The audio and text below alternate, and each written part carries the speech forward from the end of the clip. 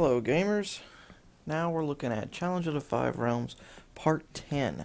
What I wanted to show you before we get into it is there's actually a way you can make the sound fairly bearable in this game. If you look here, you can actually go to the setup of the game and see I have it set at Roland LAPC 1 for the music. The sound, of course, will be Sound Blaster Pro, but usually people have the music also on Sound Blaster Pro, which makes it sound absolutely horrible, as you've seen in the previous video. Video 1, part 1 of Challenge of the Five Realms, where I played the music a little bit. It's really choppy and just staticky and horrible. But if you switch the music here to Roland LAPC-1, it becomes rather beautiful. And we're going to look at that now.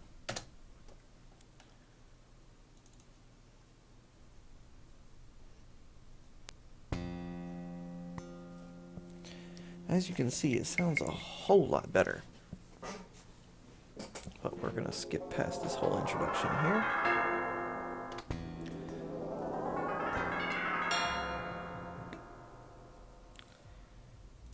And go straight to the game.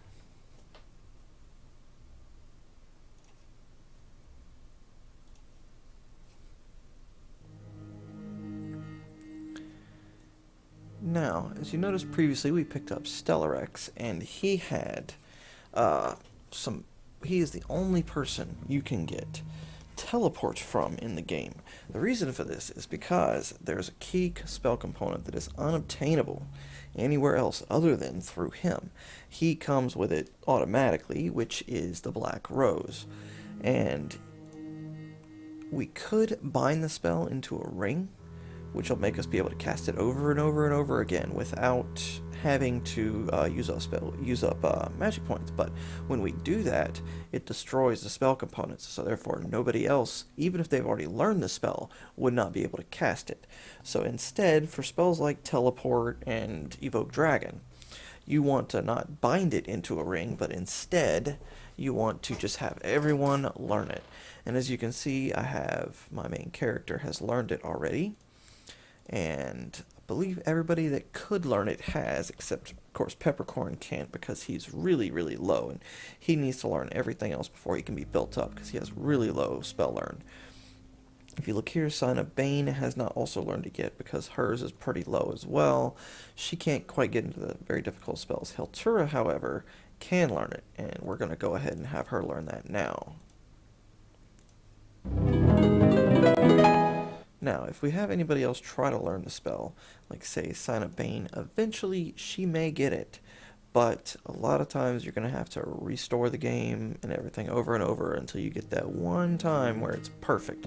Generally, you want to have her learn everything from the bottom up first so that she can get get her spell learn up high enough to get teleport. We're just going to go ahead and try and get it, and we got lucky and she has it. So with that, we're going to go ahead and save it there.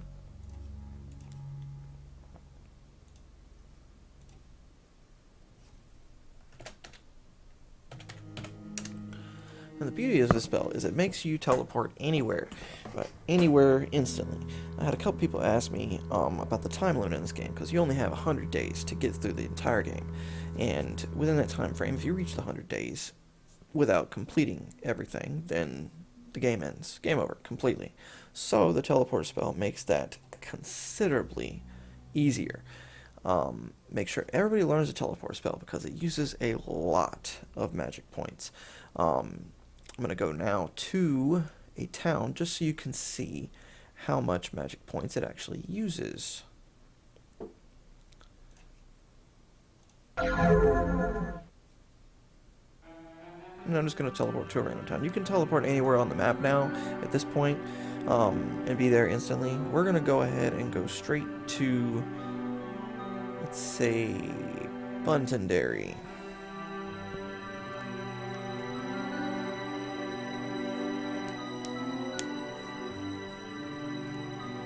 Grimnoth getting angry because I'm moving along quite nicely. These thriving farmlands are beautiful. The best meat in Alonia comes from Buntondary.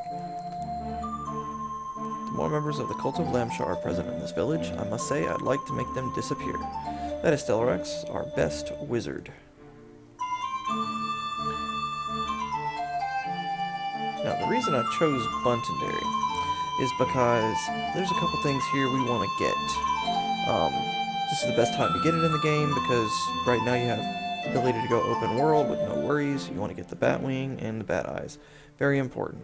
Get those the Batwing and the Bat Eyes. Then you can learn the Fly spell. It's a simple spell, so anyone can learn it. I'll bet even Peppercorn. And you want everybody to have this spell as much as possible. He can't learn it yet because he has to learn these lower spells first. Wow, we got a difficult spell. Okay, with him learning that, I think I'm going to save it because that's pretty good.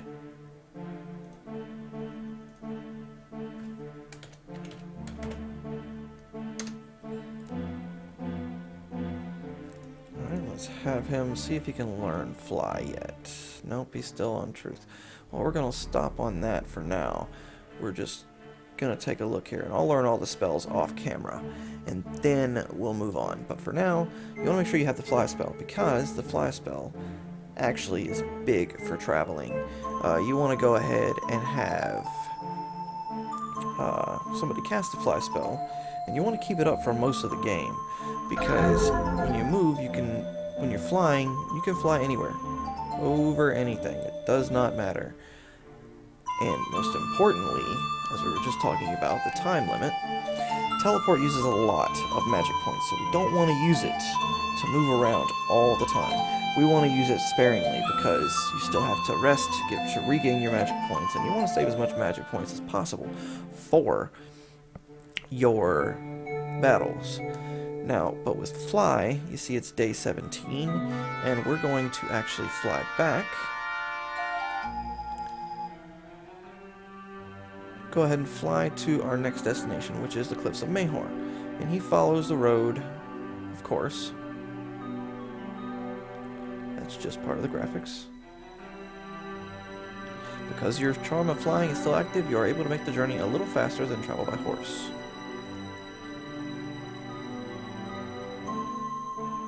As you can see, it is only 18, day 18 now. With us being here, it is day 18, and normally it would be day 19 or day 20. So generally with the Fly spell, it makes everything a whole lot easier. And with that, I'm going to actually end this Let's Play for right now, and I'm going to go ahead and build up all my mythical spells, and I will see y'all in part 11 of Challenge of the Five Realms, where we'll start back off in Buntendary, where I last saved it. See y'all later.